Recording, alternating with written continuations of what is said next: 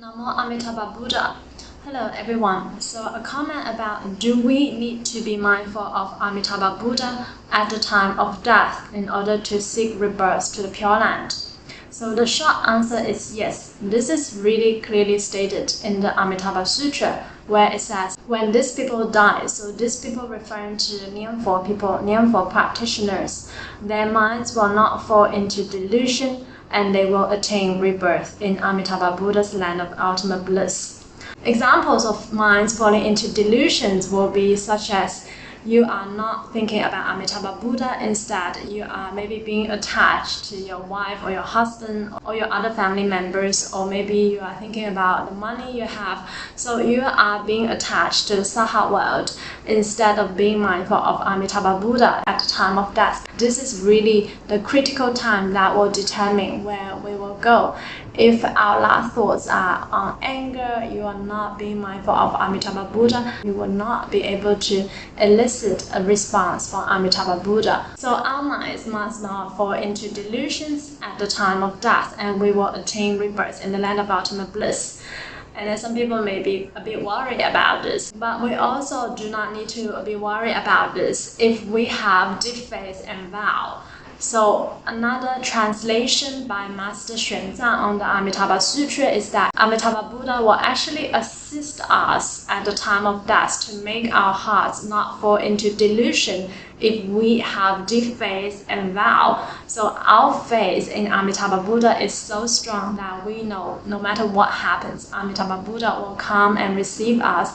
And also our faith in ourselves are strong. We know that when we Nyingpo, we can definitely attain rebirth in the land of ultimate bliss. And also we have strong vow that we are going to the Pure Land. So we are not attached to whatsoever here in the Saha world. I'm not saying you will extinguish your attachment because you're not enlightened yet. However, at the time of death, you are really not so much attached to the Saha world at all because you have such strong attachment to Amitabha Buddha to going to the Pure Land. So this strong attachment to Amitabha Buddha can help you overcome all your other attachment to the Saha world. So if you really have this deep faith and sincerity of seeking rebirth and vow, and also some practice, then you will definitely receive assistance from Amitabha Buddha. Amitabha Buddha will assist you with his great vows at the time of your death to make sure that your minds will not fall into delusion and you are able to be mindful of Amitabha Buddha. But just be really clear that for the 18th vow like that, when it talks about 10 recitations, one can seek rebirth in the Pure Land, or even sometimes one recitation you can attain rebirth in the Pure Land. This really referring to at the time of death. And this is also evident in Master Oyi's commentary on the Amitabha Sutra. So Master Oyi is the 9th patriarch of Chinese Pure Land Buddhism. And in the commentary it also says, The Amitabha Sutra or Infinite Life Sutra speaks of attaining birth in the Pure Land through 10 recitations, and this is the same as what the Meditation Sutra or the Visualization Sutra says. This refers to when we are on the brink of death. As to the passage in the treatise of the Precious King of Samadhi about attaining birth in the Pure Land through a single recitation of the Buddha name, this refers to the time when we are facing death. And then some people may be like, so we don't really care about our usual practice. No, if we don't have our usual practice, it will be really unlikely for us to remember to recite Amitofo at the time of death. And also for those who encounter this Dharma at the time of death, they somehow just take belief instantly and therefore for just maybe 10 recitations they can seek rebirth. So these are not by coincidence. This is likely due to the manifestation of the good karma they have planted in their past lives. And somehow it just got matured at the time of death. So we should not have this wishful thinking and think that, oh, since it's at the time of death, then we should just wait till the time of death. If we don't have strong practice in our daily life, if we don't have strong faith and vow and practice, then it's unlikely that we can be able to remember Amitabha Buddha at the time of death.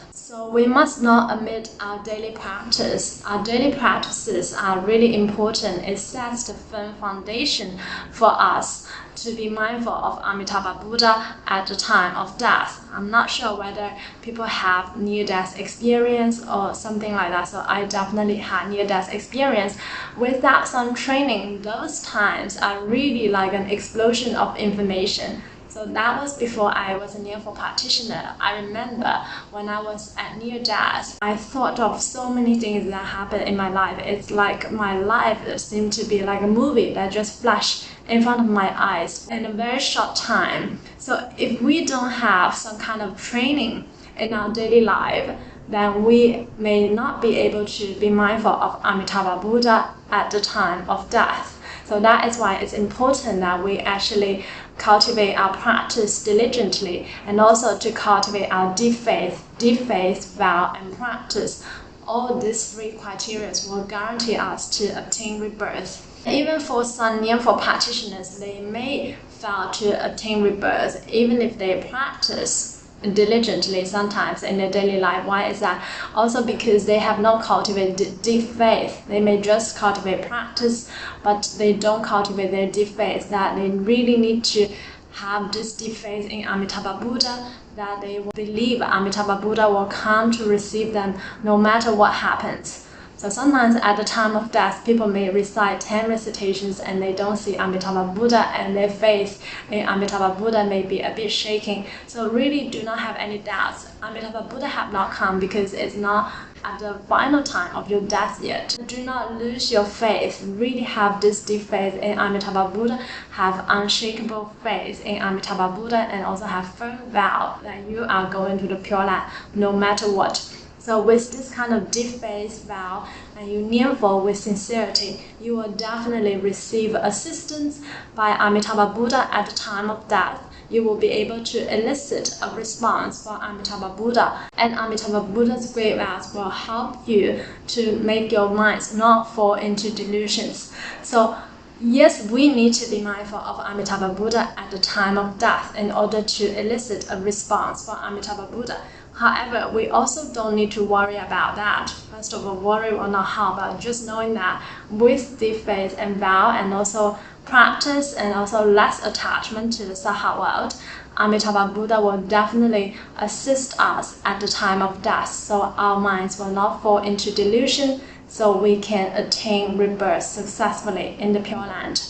And of course, for someone who already has this deep faith in Amitabha Buddha, this unshakable faith, and also vow to go to the Pure Land and practice, and this faith, vow, and practice will not change no matter what. So you will always have this unshakable faith, vow, and practice.